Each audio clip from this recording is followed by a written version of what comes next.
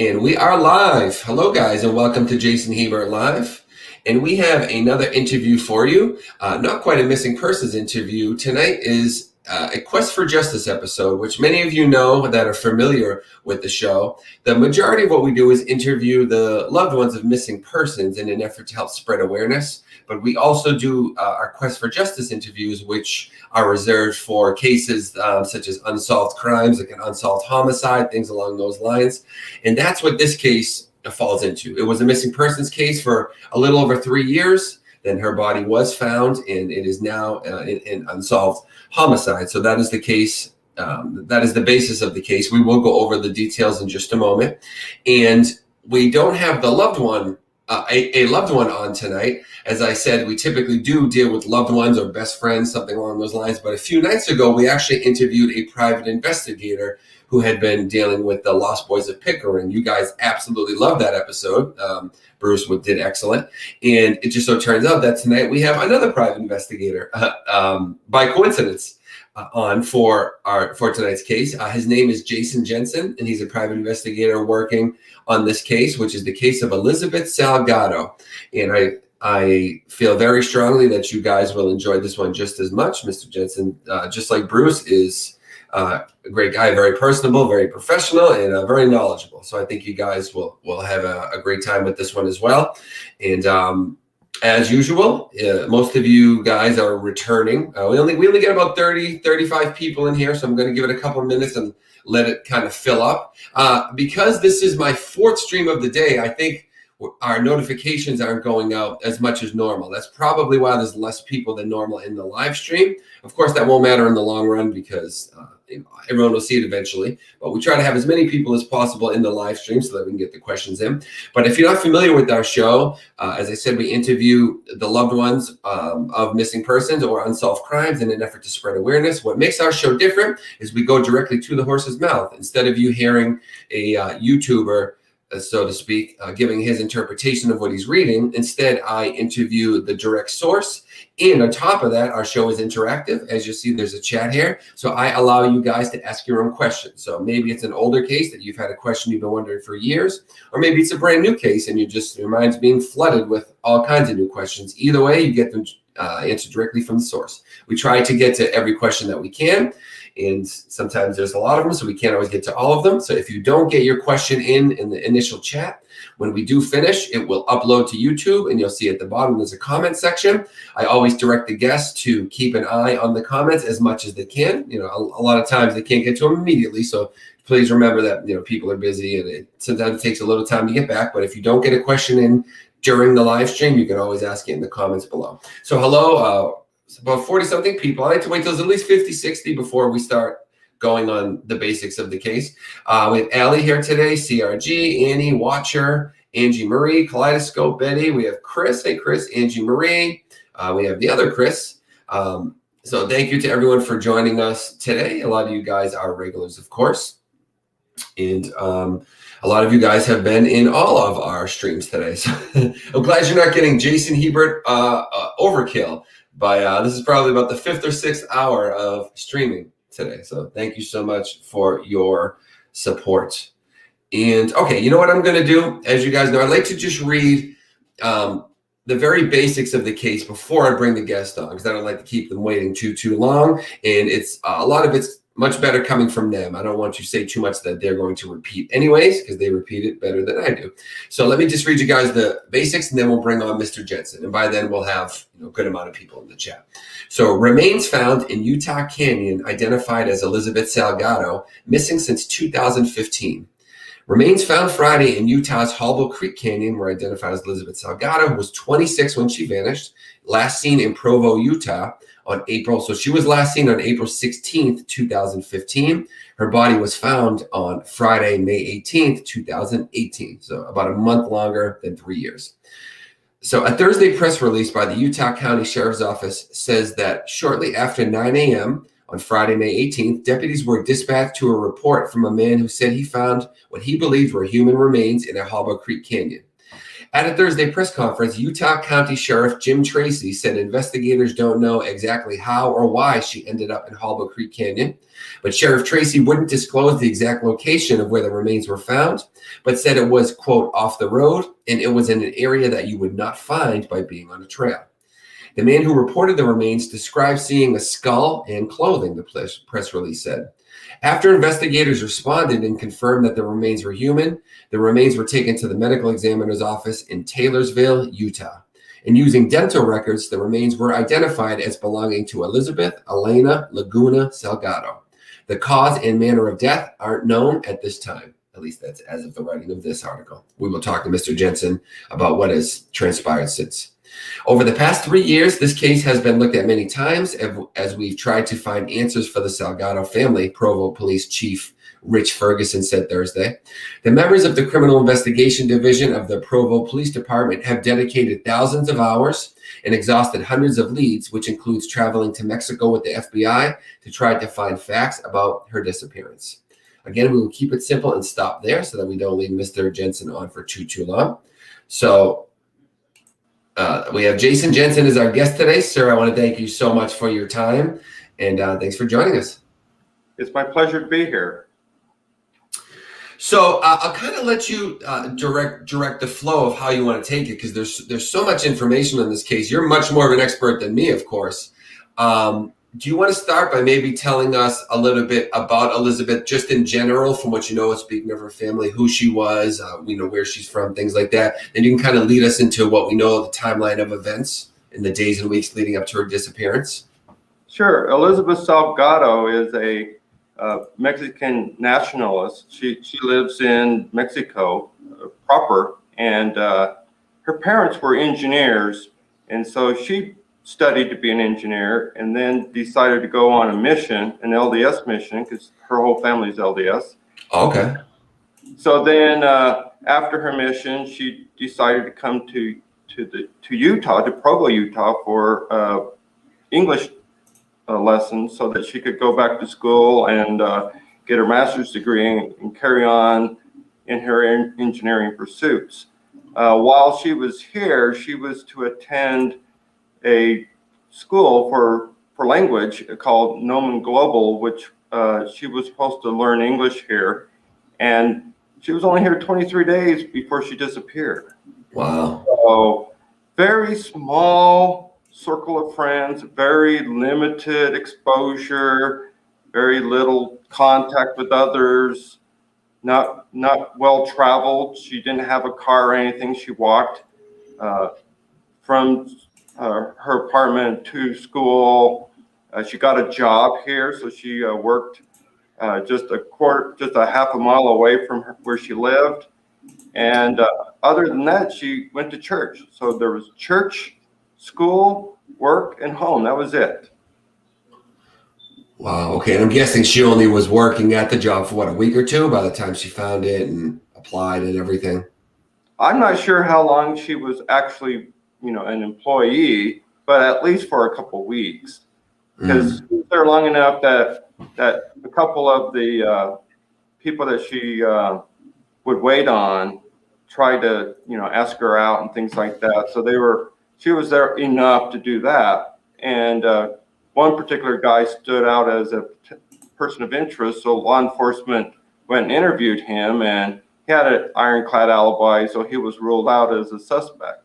Okay. But really, what's interesting is, like in most cases, you're going to look at the people that she was, familiar with, the people that she engaged, see if anyone was a stalker or unreasonably infatuated, because you're trying to find out if it's somebody that, make an advance on her, then she rebuffed, and then there was, a rage or something that resulted in her demise. There was a lot of speculation when she disappeared that, maybe she went back to Mexico. Initially, police speculated that maybe she just traveled out of town for the weekend. But oftentimes, that's when critical moments go by and any evidence is immediately lost within hours or days, or if she's still alive, if she's captive somewhere, that chances are the first 48 hours, she's not going to be alive much time after that. Absolutely. And I apologize if you went over this detail. I'm trying to kind of grab onto everything you say and soak it up because there's so many different angles with the job, work, Mexico. Right. I'm trying to think of all different angles. So where's the very last sighting of her and by whom? The last place that she was spotted is on April 16th, 2015, approximately 1:30, right after she left school. Okay. Approximately 1:30 after she leaves school. Then that's by someone at her school that sees her leaving? Yes, fellow students saw her as she was walking away, headed towards 500 West, which is the route that she would take. It's a 2-mile walk from Noman Global to her apartments at the Branbury Apartments. Okay. And her normal routine would be where she was going, would be home typically. I mean, I know she wasn't there long, so she probably didn't have too established of a schedule, but that would be probably where she's going from there. Right. She came to Utah because she's LDS, and in terms of the LDS faith, Provo is basically the Mecca of the Mormon world. So to her, this was like a dream come true. Let's go to the roots of where Mormonism stems from, and because she was LDS from a foreign country, so coming to here was really just kind of like living a dream, almost a pilgrimage. Yeah, and it's not something they do just like for fun. I mean, I'm generalizing, of course, but they take it extremely seriously. So when you say it's a dream come true, I mean, you couldn't be any more literal. I mean, this is probably something that she would have been, looking to take everything step by step, and no deviation. She probably was extremely excited for this. So, I'm just sorry, my mind's going so many different places. So she leaves school. She is, we assume, heading home. Would she have had church that night? No. What ended up happening is we believe that on her way home, she got picked up by someone that she's familiar with, somebody that she trusted. She's not one to get in a car with a stranger. And since she didn't have her own car, the way that she got up to Hubble Creek Canyon is with somebody else. So we believe that she got into a car with somebody, and it was somebody that could speak Spanish, because the last text to her sister Sarah, we all believe that she wasn't the one that sent the text. It's in Spanish, and it was Ya salí de la escuela, which is out of character for how Elizabeth would have wrote to her sister. She was very affectionate. She was very close to her sisters, all of her family. So when there was just a very, as a matter of fact, message, and then shortly afterwards, no other messages were received by Elizabeth's phone, it's a clear indication to me, having been doing cold cases for a while, and a lot of investigations, quite frankly, it tells me that somebody else sent that message and then turned off her phone. It was intended to be a deflection to throw off whoever's on the other phone that there's something amiss. So to buy time, to make it a time, yeah, everything's okay going on. Okay. Annie Ferguson asked, did she date at all? She didn't date anybody. Although, if anyone's familiar with the case, there was an episode that aired on the second anniversary of her disappearance, April 16, 2017, in an episode of the ID channel. It's called Disappeared. It was episode 4 of season 8, and it aired on the second anniversary of her disappearance. And in there, there was some great detail about her brief encounter here in Utah.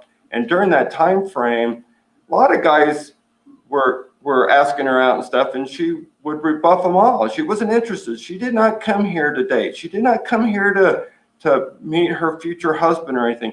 She was here to experience Mormonism, LDS, from a pure Utah Puritan point of view. She was here for her faith, and she was here to learn English so that she could go back to her country and be bilingual and benefit her family and whatever her life's goals were. Her family were all engineers. She was going to be an engineer as well. So Right. her intentions here in Utah were pure. And so immediately she wanted to establish roots with a local singles ward, so she can mix and mingle with other of her faith and have like ideals and have an opportunity to learn English and speak in Spanish to those that were also bilingual. One of the things that people don't understand as much as we do here in Utah is that a lot of LDS members are bilingual because they go on missions. They get mission callings, and they do 2-year or a year and a half if you're female mission callings around the world. And so they learn a language. And so when they come back from their mission after high school, then they go to college. And so you get a nice, healthy bunch of former missionaries, and they're sharing their experiences, and they're sharing God and the message, and really, it's an opportunity to really dig deep in the trenches of your faith and study God. And they would get together for conference, for family home teachings, and have visiting teachers. And so when she was here, it wasn't to date someone. It wasn't to hook up, if you will. So for somebody wanting to hook up with her is likely somebody from outside of Utah that she met, and they're not used to her type of dating rituals, or and so I imagine that could have been what ignited the anger, right? Is they could have been right. taken aback by her just showing no interest. Right.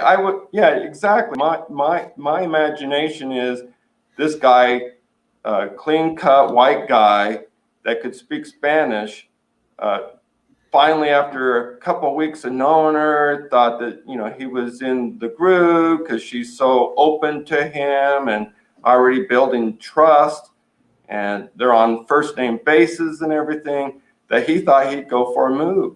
And she likely freaked out.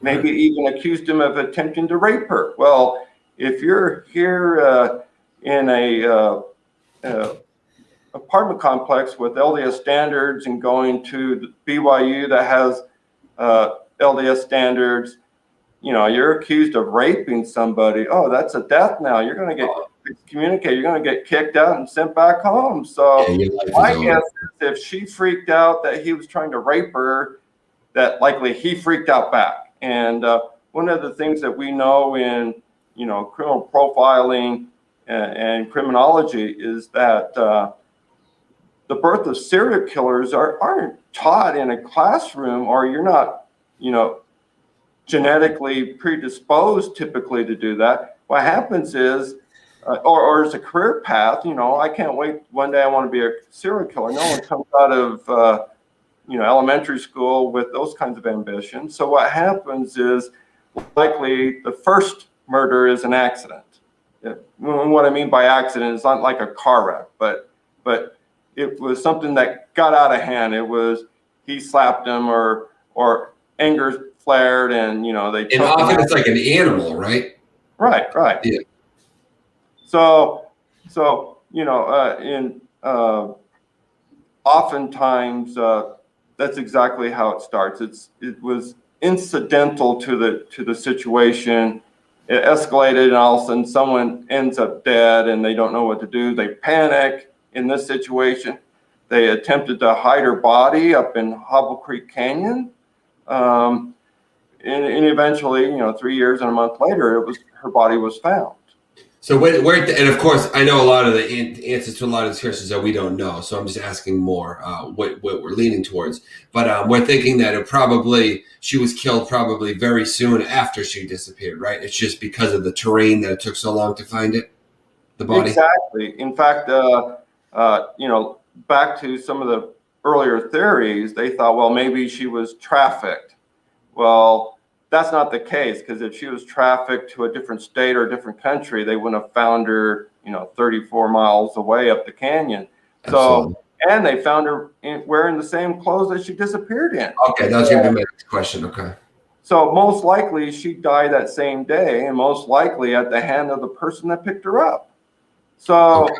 so what we have here is somebody that was at least a little savvy on what am I going to do? I'm going to get caught. I can't keep her here. Got to get rid of her. Let's dump her off somewhere isolated where it's nothing I have to address immediately. So they leave her up the canyon, and 3 years later they find her body, and she's fully decomposed, still wearing her clothes. What we have, at that point is we have a crime scene. Finally, after 3 years, we have a crime scene. It becomes a homicide.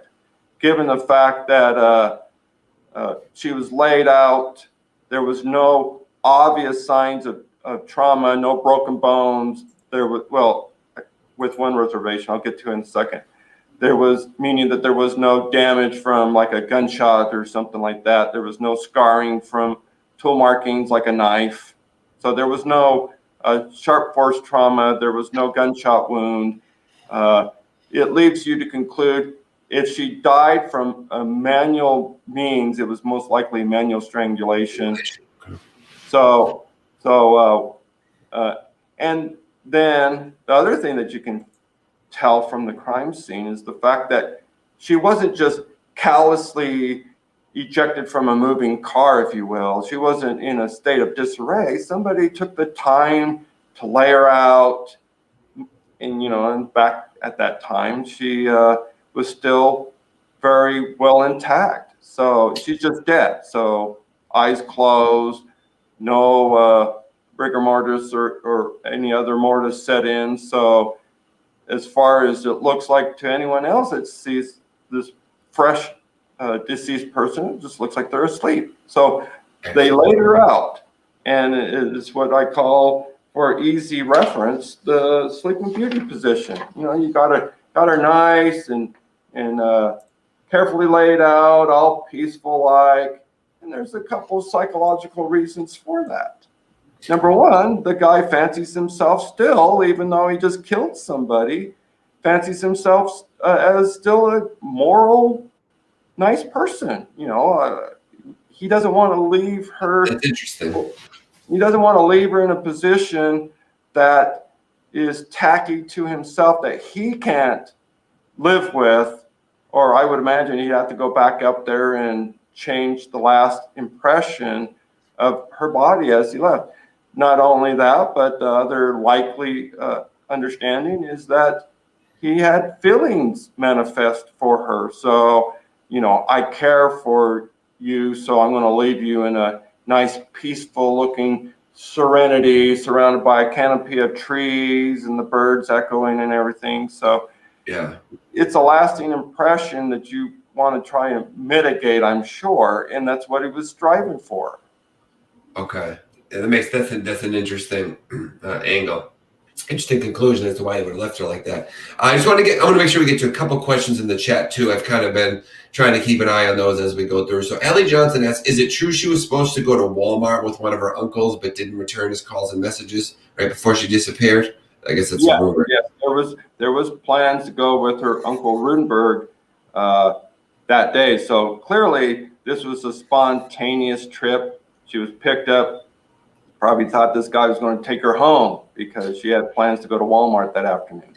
Maybe she even mentioned to him, hey, I need a ride to Walmart. And he said, I'll give you a ride there, something like that. It's entirely possible, yes.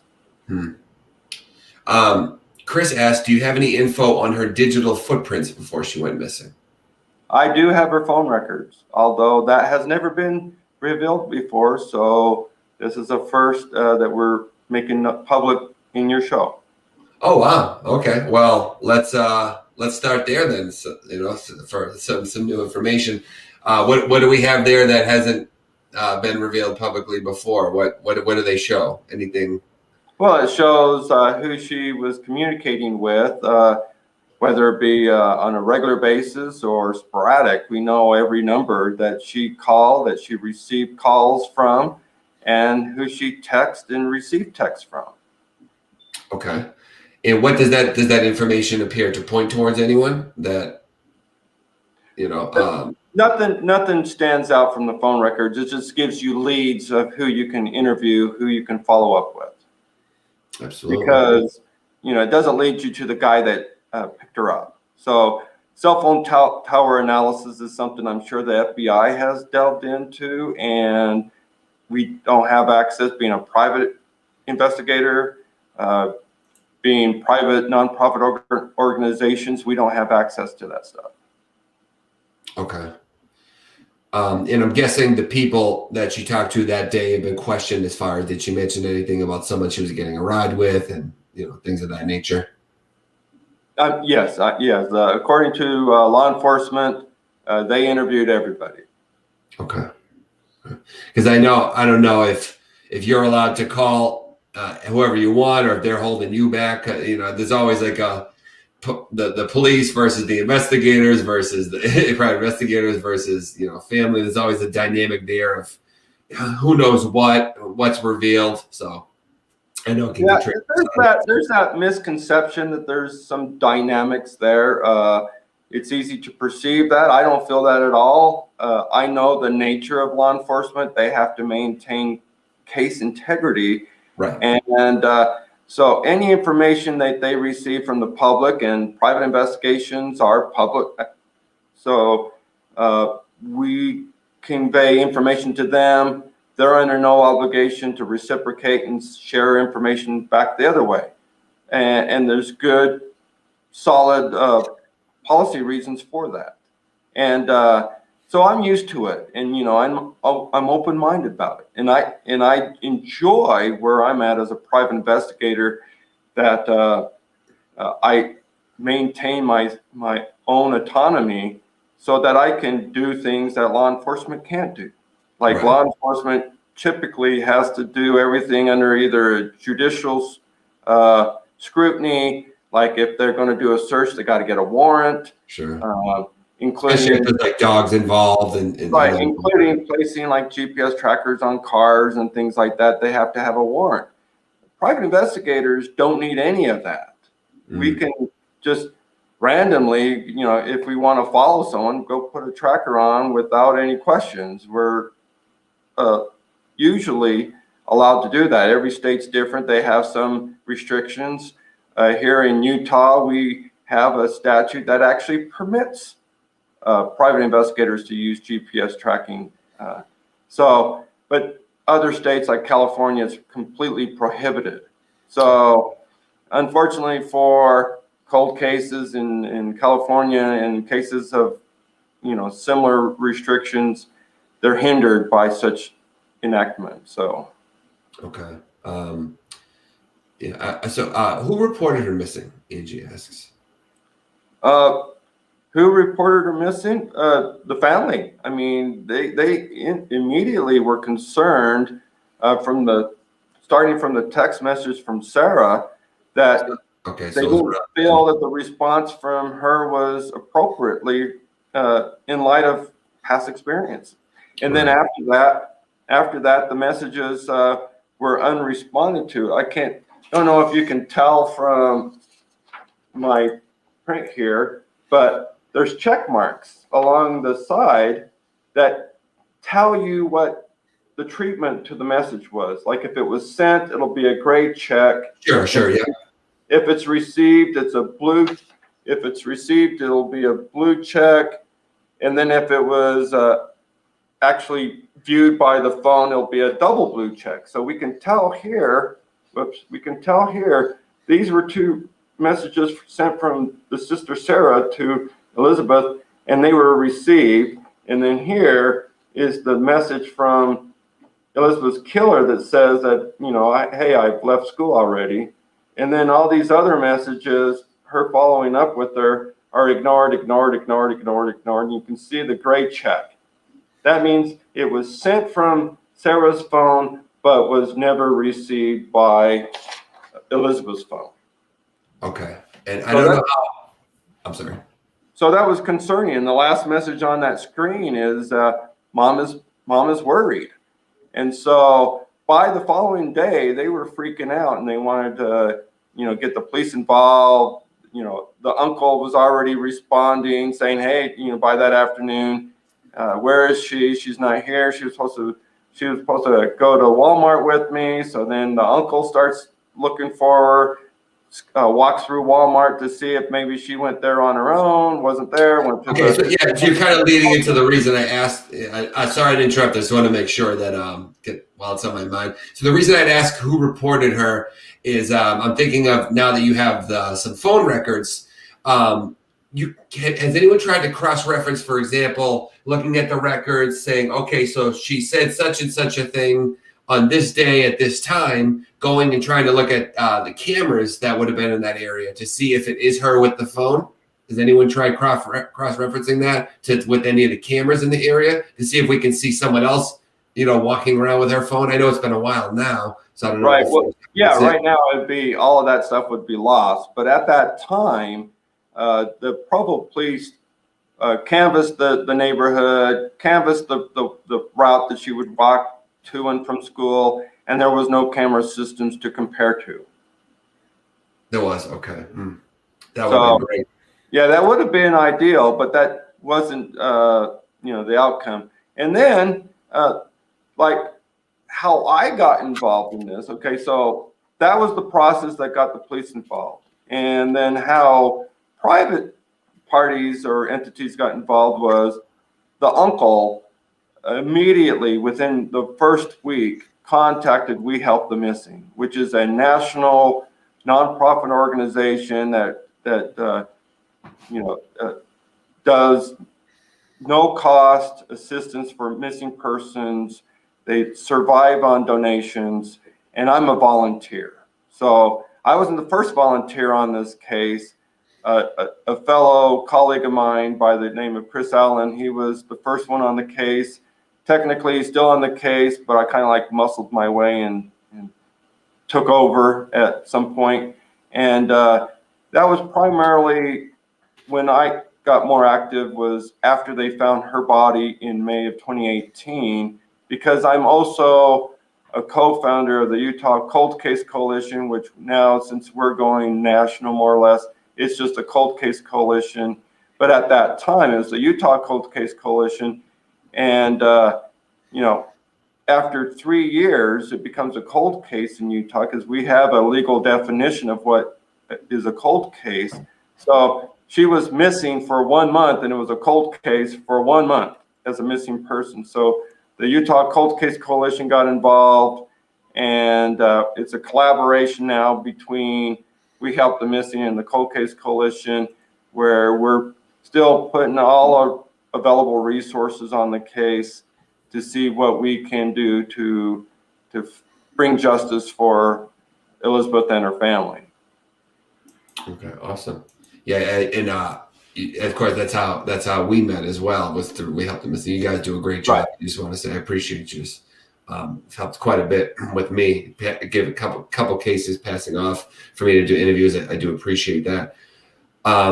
Kubi asked, was she on social media regularly? So, 2018, 2015. So there would have been the majority of the. Right. She still has in memory preserved on Facebook. Her webpage, her profile is still on Facebook. So, yeah, she was active on social media. There wasn't much that she did by way of postings while here in Utah, because again, she was only here for 23 days. Right. This is a great question from Nayfolk, and a lot of the questions that come up, I know when I ask them, the answer is pretty much going to be that law enforcement probably covered that. So it kind of makes it tricky of which I'm going to ask.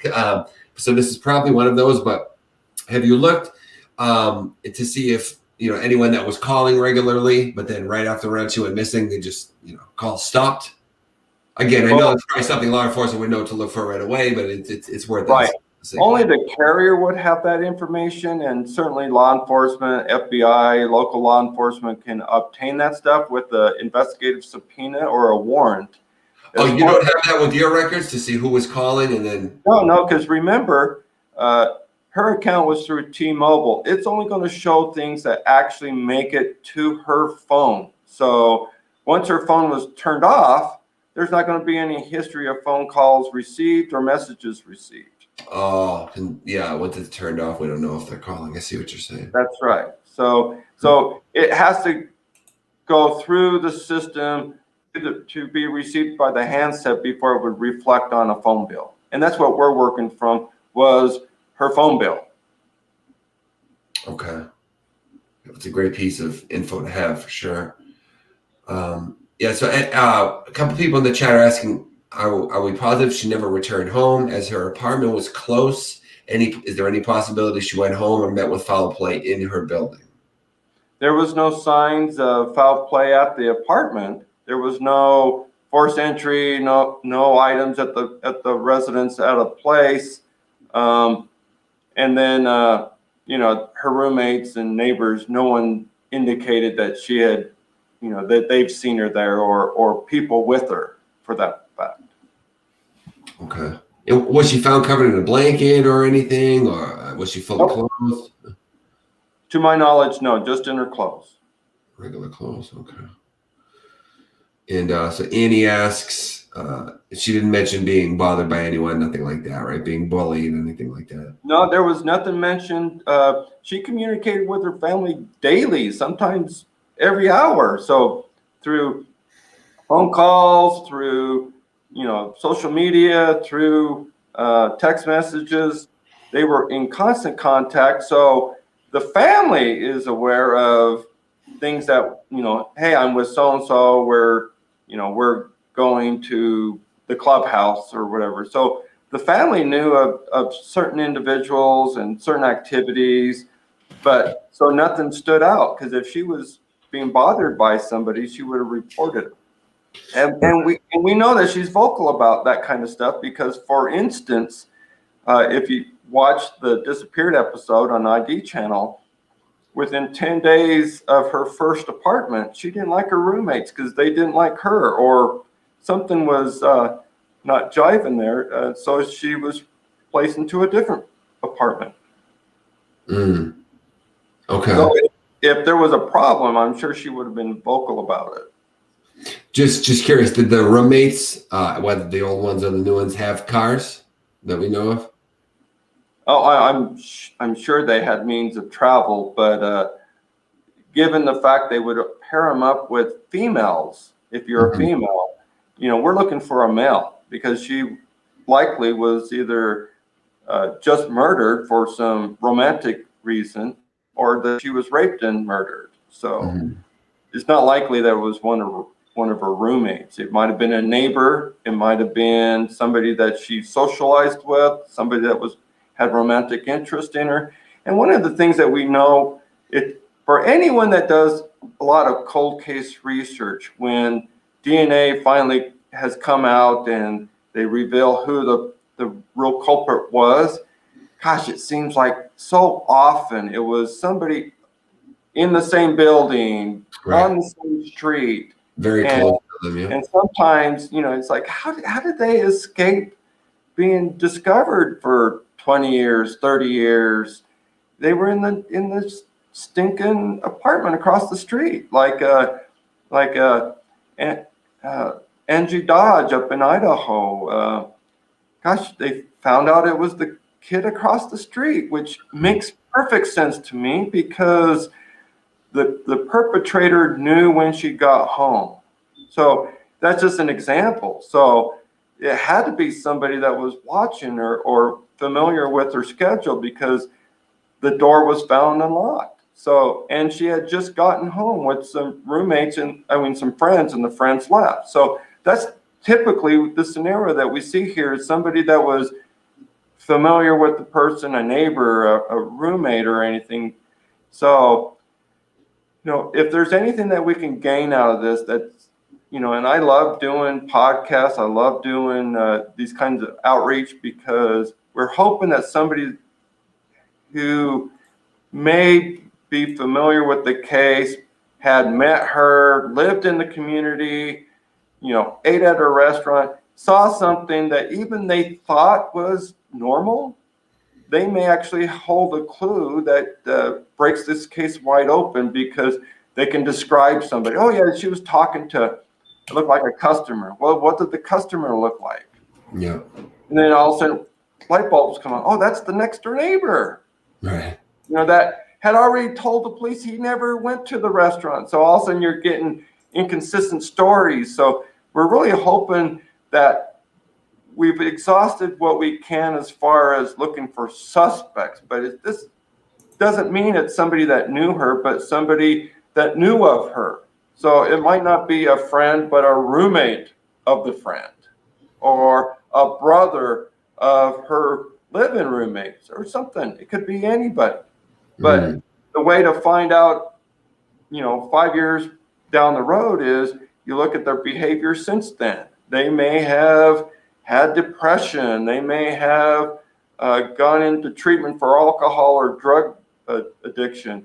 They may have had other incidences of violence, protective orders, domestic violence. It's like if he's going to kill a total stranger, he's going to threaten violence against a family member because of the access and opportunity, or they're pushing their buttons or something. So that's what we look for when we're trying to identify persons of interest to explore down the road. You're looking for nexus between the actor and the victim, the actor and the murder weapon, if there was one. Here we believe it was manual strangulation, or the actor in the crime scene, or whatever scenes that are familiar with the victim. So those are the things that we look for to prove your case, or to make a good theory if it's circumstantial evidence, or confront the actor and get the confession out of the guy.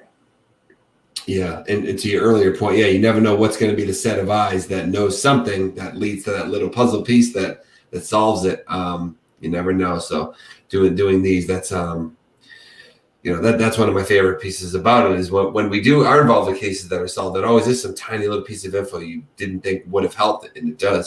So Amber, a lot of people have asked questions similar to this. You had gotten into what you believe.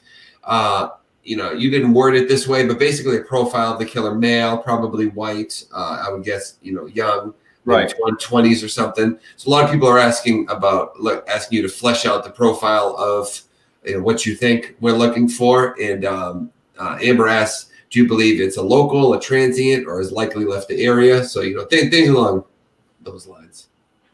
Well, and that's a very good question. That's going to be tricky with the community that she was living. She, was living among an apartment complex that's filled with students that would travel from abroad, and BYU is a well-known university that draws, students from all around the world. So we're talking students that were in their senior years, freshman year, whatever. So people come and go in Provo all the time. So it's possible that they've moved away. It's also possible that they're still here. Statistically, we know that 87% of the population, when they move locally. They don't move out of state. It's a little different when you're talking college students. They're going to go back home. So if it was a college student, unless they set up roots here, they went back home. So messaging on a national platform is important to reach out to certain people. Like I'll give you an example. The first person that she met was a student that was a Canadian.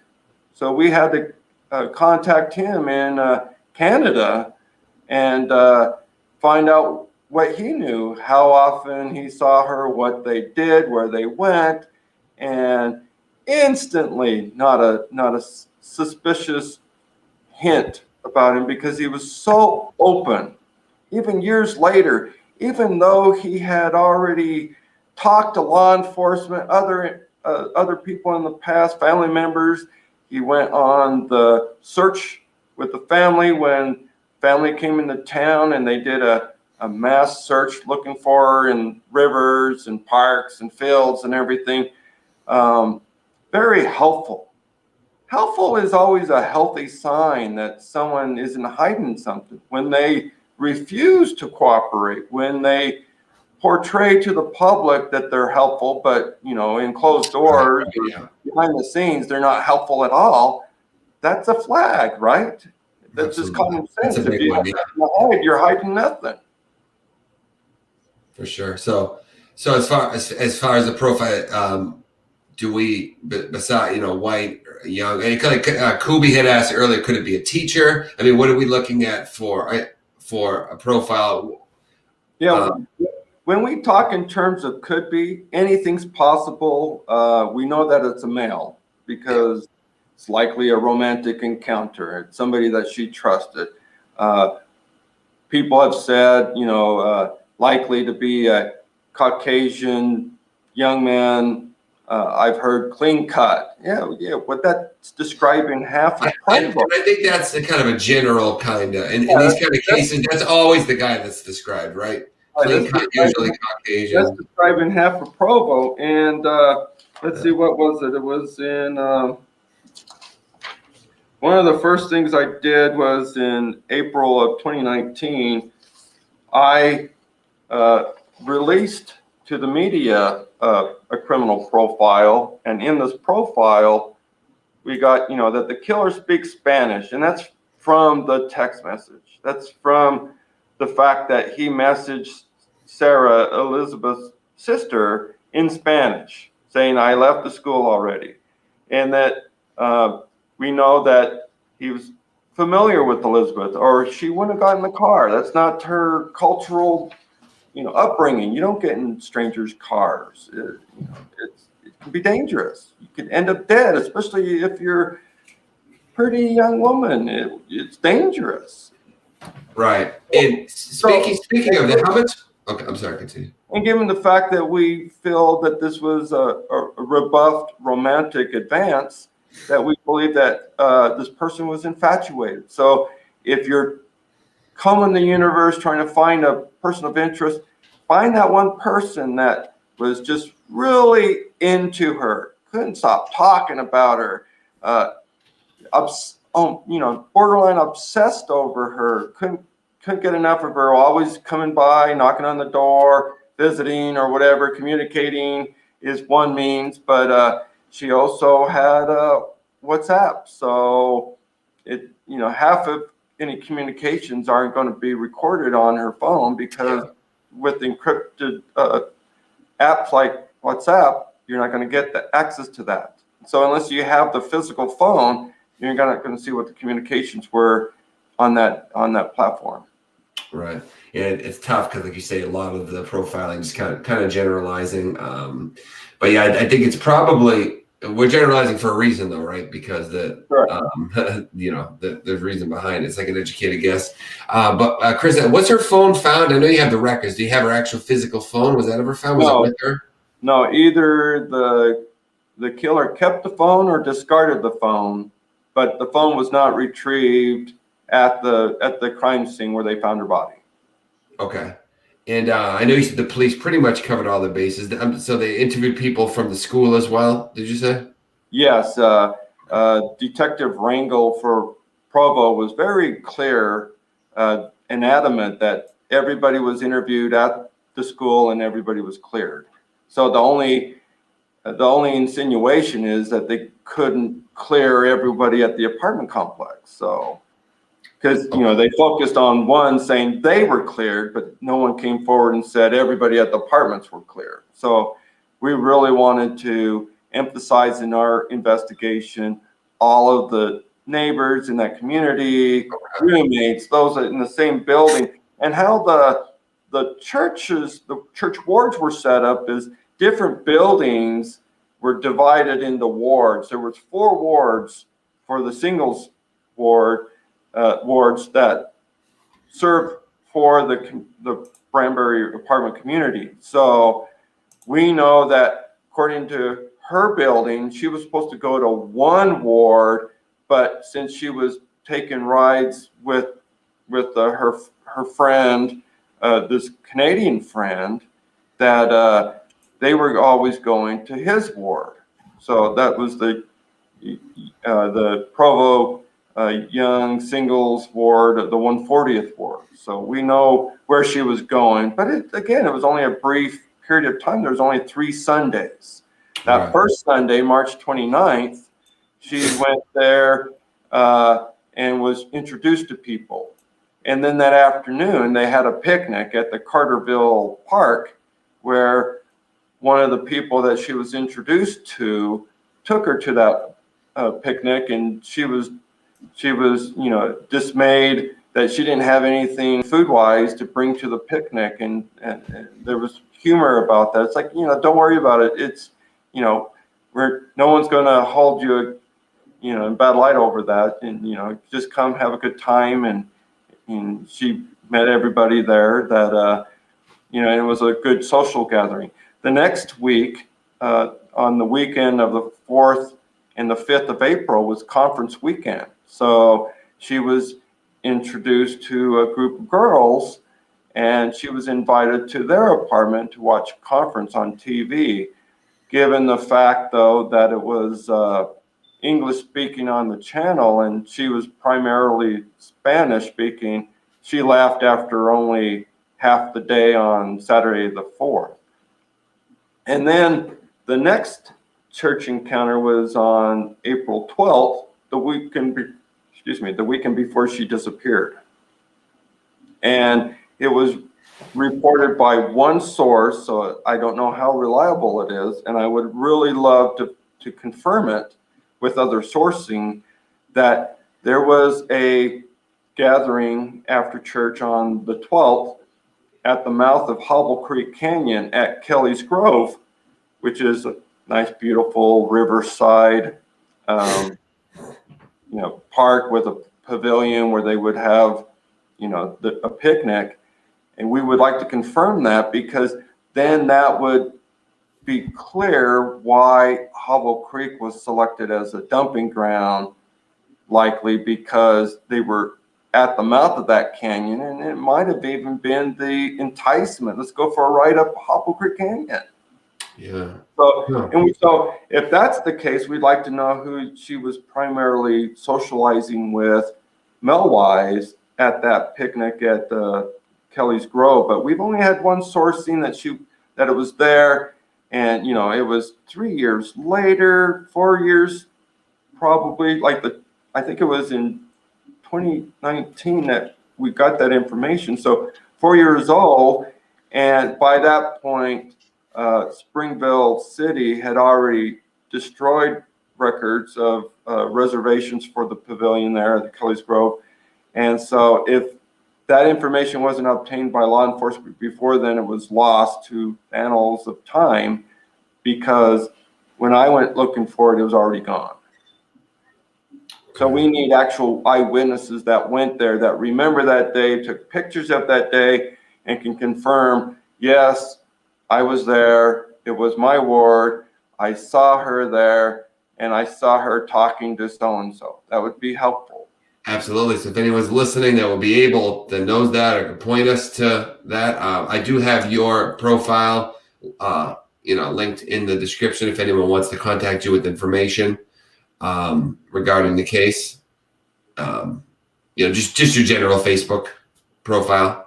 Oh yeah, we have a page dedicated to the investigation of Elizabeth Salgado. I was going to ask you, I didn't know if it was yours. It's theories, the theories page. Is that you? The what? Let me see here. It says Elizabeth. It says investigación. It's in Spanish. Investigación de Elizabeth Salgado. Sino. Oh no, that's a different one. Okay, the one I found was Elizabeth Salgado theories. No. That's a group that is a group of followers or whatever, fans, if you will. That I'm not a member of that group, but I've heard about that group. but it's Okay, I'll take that out and I'll put yours in though. Yeah, it's investigación. So it's in Spanish. So if you type investigación de Elizabeth Salgado, and that's how you'll find it. Chris, pull that up for me to make sure I spell it right. We got a Spanish speaker in the chat. Chris, if you could pull up that what is it with the C, investigation or whatever. Real quick before we move forward. So I have something on screen there. I don't know if you can see. I don't know if you want to get. Yeah, I don't know if you want to get into names or details, but I figured I'd put that up because I told you anything that goes in the chat we can ask you. And if you, for the integrity of the investigation, if you don't want to get into details, that's perfectly fine. But I figured I'd put it up there for you. Adam is not an issue. It was a week possible. Obviously, just being a smart investigator, you're gonna interview him and see where they're at and whatnot. But Adam really was not an issue. He had no ties to the Brembury apartment or Noman Global or to the restaurant that he killed Sherry Black in Salt Lake around 2010, and later on he moved to back home in Orem. So it's not an issue. The crimes were different. The type of violence was different. There's nothing to indicate that the offenders were the same. There's no same motive, no matching signatures or anything like that. As we near the 1 hour mark, I always want to make sure, for the sake of thoroughness, that everybody gets out everything they wanted to. So I'll allow the chat, if there's a question that they want to ask, guys, please try to think of it, because we're kind of rounding the corner here towards the end. But also on your end, Jason, is there anything important that, for the sake of, let's say that person is listening, that is going to be able to help?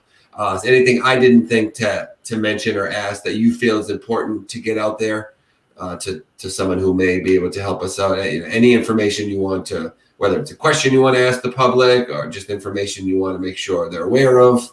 Right.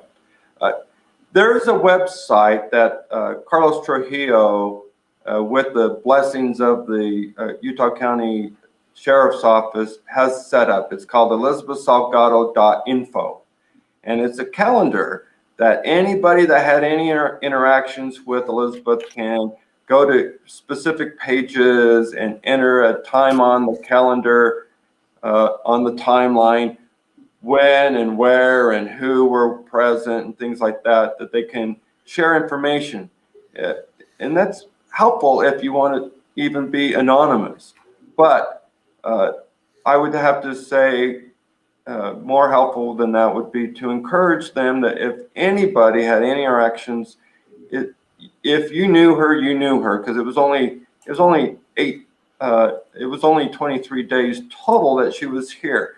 Somebody picked her up at the airport, and that was a representative of Noman Global. They went on a tour through the facility. While going through the gym, she met the Canadian friend. The Canadian friend took her to church and introduced her to others. I mean, it was just like a family tree. Eventually, she's meeting other people. Somebody met her, and it's not going to reflect negatively on them or their friends.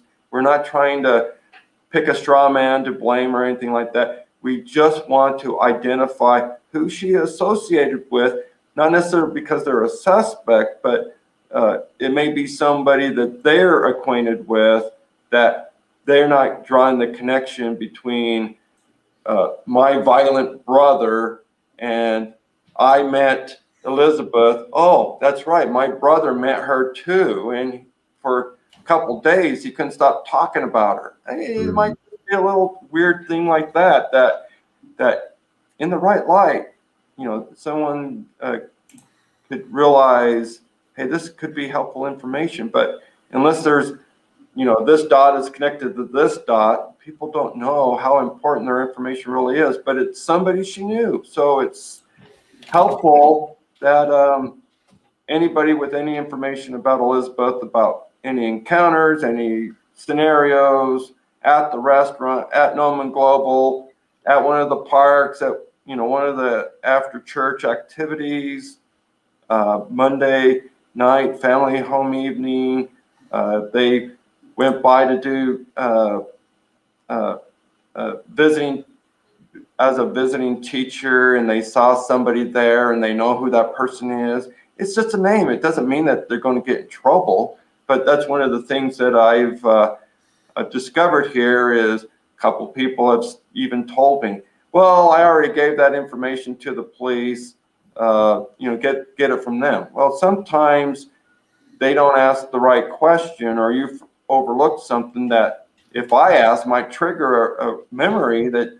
So sometimes it pays off to be interviewed twice. Sometimes it pays off to let the thoughts settle in and, oh, wow, I should have said this and I didn't. I'll call him back and you didn't. So now there's a chance to get out the information that you forgot to mention. And we're having a healthy working relationship with law enforcement. We've already given one tip and we're working on giving another lead. So if anything out there can be helpful, we would welcome that. Absolutely. And I say this in every show, guys. If you do know anything, if you're on the fence about whether it's important enough to come forward, or maybe Jason Jensen already knows it, so you're not going to bother saying it. Never assume any of that. If you know anything, come forward. If it's something you already know, no harm, no foul. But you'd be surprised a lot of times. People assume people know things, so they don't bother coming forward. Finding out years later, they didn't know. It wasn't as common knowledge as you thought it was. So if there's anything you think you may have to help, please come forward, and I'll put the link to the investigation group here, as well as how to contact me. I strongly suggest, though, to contact Mr. Jensen and the authorities, which will give their number at the end as well, over myself. I put my information there just because you can contact me, but you want to get it to the right people, especially if it's something that is time sensitive. Don't send it just to me, and I don't get it to him in time, or the police or something like that. So just make sure, if you know anything, come forward. You never know what is going to be the piece. It's like a puzzle. There's 1,000 tiny little pieces. You never know what's going to be the thing to lead us to the promised land here. So, thank you for listening, everyone. And again, if you have any questions moving forward, please feel free to put them in the comment section. Mr. Jensen, in the future, if you get a couple minutes, like I said, there's an ever-growing comment section at the bottom of each video. So if you ever have nothing to do for a few minutes and you want to go and see if anyone left you a good tip or ask a good question, you can always, this video will be up permanently. You can go and check it out and see if it leads anywhere. Wonderful. I look forward to that. All right, well, thank you so much. I want to thank you for your time. If there are any developments in the case, something comes up that you want to make sure you get out to the public that wasn't known previously, I'm always open for you to come back on, and we're here for you in any way. And message me if there's anything else I can do further on the case. I want to help in any way that I can. I'm fully invested now. A beautiful girl, intelligent girl in the prime of her life. Things like this drive me nuts. They anger me, and I want to do anything I can to help you guys out. So please keep in touch with me and let me know what happens and if there's anything else I can do. Wonderful. Thank you. All right. Thank you, sir. Have a great night. And thank you to the chat. Guys, I love you. Thank you for joining us. Please click subscribe and set the notification bell to all. And we do these interviews a few times a week, interview people like Mr. Jensen, or oftentimes the family members. And you'll be notified anytime we are getting ready to do another case, so that you don't miss any. You can ask the questions and get them answered. All right, guys, have a great night, and I will see everybody within the next couple of days. Thanks for watching Jason Ebert Live, and have a great night, everybody. And thank you again, sir.